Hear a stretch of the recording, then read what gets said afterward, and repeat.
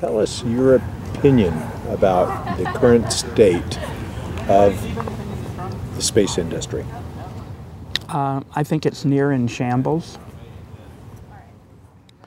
And again, my view is not monolithic, so I do see it and say on the space show all the time that our space workforce is a national strategic asset of the United States, and it's being decimated. And it's not an easy asset to regroup, to retrain, redevelop, or to bring back, and we are losing generations of people that really have contributed to and have the potential to contribute to the greatness of this country, but more to the point, the national security of this country at a time when our national security is threatened on a lot of different fronts for a lot of different reasons. So I see that as a problem. I think the healthiest path forward is a very robust civil space program with a very robust and thriving commercial space program. I don't believe it's one or the other, and I believe both have a lot of synergistics, and in an ideal world, which we are far from living in, both enhance and support and facilitate each other back and forth. So in regular commerce, you do business with the government all the time, and you know, government chooses, you know, everything it does, it has to do business with, contract, buy goods and service from the private sector, because aside from the auto industry, which was nationalized and is slowly being turned back into private countries, we don't really have nationalized industries in the United States. So our economic problems have really sidetracked a lot of really valuable wealth-creating opportunities, and these are missed opportunities which I don't know if we will regain. I mean, we might regain them, but they'll be different from the ones that we lost. Our education in this country is really, really bad. And I do interview people from all over the world and all age groups. Well, I shouldn't say all age groups, middle school and up. And I can tell you that for the most part, our education and our sense of history, and our understanding of economics is really in the tank. But more to the point, the teachers that we entrust with our education, especially in middle school and high school, are often really just horrendously poorly educated on history and facts.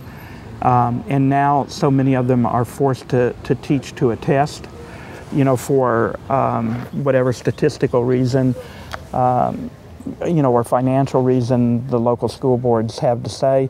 I mean, I've told stories time and time again about trying to introduce current topics in my kids' integrated science classes in high school in California, and some of the stuff that goes on in a second grade and primary school classes, where I know some of the teachers that have told me the story, and I hear this from people all over the country. And you know, last year I was requested, I think by 5 high school and middle school students, to do online interviews with them, and apparently because of the space policy debate, their teachers gave them projects to answer the question, is the space program worth it? And these were from different schools across the country, so it wasn't all from one class, and that question varied, but that was the bottom line of most of the questions. You know, is the space program worth it? So I agreed to be interviewed, and the questions were all terribly loaded to, this is a waste of money and we should be spending our money. Don't you think we should be spending our money to feed homeless people and people who have lost their jobs and need help, rather than throwing it away in space? That would be a typical question. So I doubt that the kid was dreaming this up on himself. They were either being guided by parents or friends or teachers, but this was consistent. I asked each of the kids, and I did lecture them on, you know, how you make a question unbiased rather than biased. And I said, I'd really like to see your finished paper. So only 2 of them sent me their finished paper. So they were in 8th grade. So their grammar and spelling was horrific. They got it, by the way, one got a B+, one got an A-. Okay, different school systems, different states. Their grammar and spelling was horrible. It looks like they used spell check, so the word might be spelled correctly, but it's the wrong word. And their understanding of civics, of how the government works, was non-existent. And so they had comments in there about how money is spent and how NASA gets its money and on and on and on. I mean, it was Lulu La La Land. I mean, unbelievable. So again, I'm seeing this kind of stuff from around the country. I recently, and I devoted a whole space show to this, I got a written letter from an 8th grade student in Texas, and I don't say where in Texas or give the name out, but he wrote a somewhat articulate letter calling for the NASA budget to be cut because they're wasting all this money on space programs that don't produce anything, and the only way to save NASA is to cut the budget and use the money for poor people and feeding people and medical care and stuff like that. And I read the letter, took out the kid's name and his school, and I read the letter on air and devoted a whole show to it. And I got in touch with the kid's father and asked if the kid would come on the show and talk about why he wrote the letter and his understanding of space and everything. And the father said he was too shy and didn't want to do it, so it never went anyplace. But my assessment from all of this and more is that people don't have a real sense of how our government works, and their history is almost non-existent. There really is no understanding of economics, and to even mention, do they understand anything about finance, that's a real stretch. And I'm not an engineer or a scientist, so it's much harder for me to gauge the quality of engineering or science or math programs. But when you read about, the kids not taking these classes and stuff like that, it's pretty dismal. But yet I meet people. I did some shows with people from Israel with their equivalent of middle school and high school. I mean, you would die to understand what they're doing in school and the kinds of advanced things that they're learning and where they're at with math and science and related things and projects that they're designing. So I think we're in deep doo-doo in this country. And I think the space program is a mirror image of the rest of the country. I don't see any reason why it should be any different, because what I'm talking about is as an entire look at our nation, not this segment or that segment. And so space has the potential to do an enormous amount of positive value for people in this country and for humanity. And it has the potential to create wealth for entrepreneurs as well as for the nation, and to outline futures for young kids, to give them a reason to study the real stuff, the hard stuff, to pay attention. And we're losing all of that. Somehow we're not, we're not leading the way we should be leading. Yeah, there's always some students who do it. There's two brilliant young teenage girls here with their food bar business program called Solar Flare.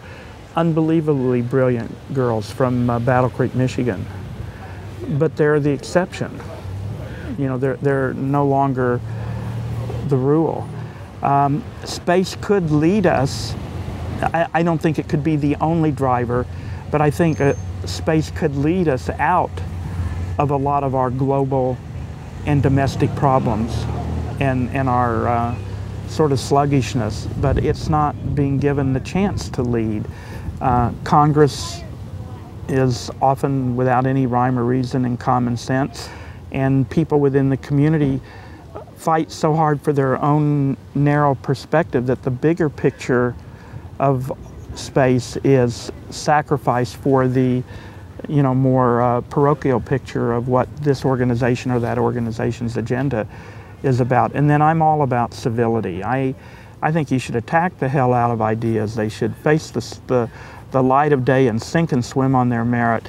And I don't care who proposes the idea. You know, Albert Einstein himself could come back and propose ideas, and they have every right to be attacked and scrutinized and challenged and everything. I don't believe in character assassination. And I can tell by the ratings that some shows get, the more character assaults in the show by guests, the lower the ratings. Even if my listener base agrees with the premise of, you know, the ideology of the guest. So I don't know, I think we're in trouble, and I think we're misled, and I think we are facing a very serious crossroads in this country of whether we're going to be an entitlement nation or a productive wealth creating nation. When you have 50% of the people not paying taxes and not having a stake into the system, but requiring the system to provide them with an entitlement for their existence. This is a crossroads period for the United States. Space is very, very expensive, whether you're SpaceX or whether you're NASA or whether you're DOD. But it is one of the few parts of government, I think, and policy that can play a significant role in changing the course of this nation.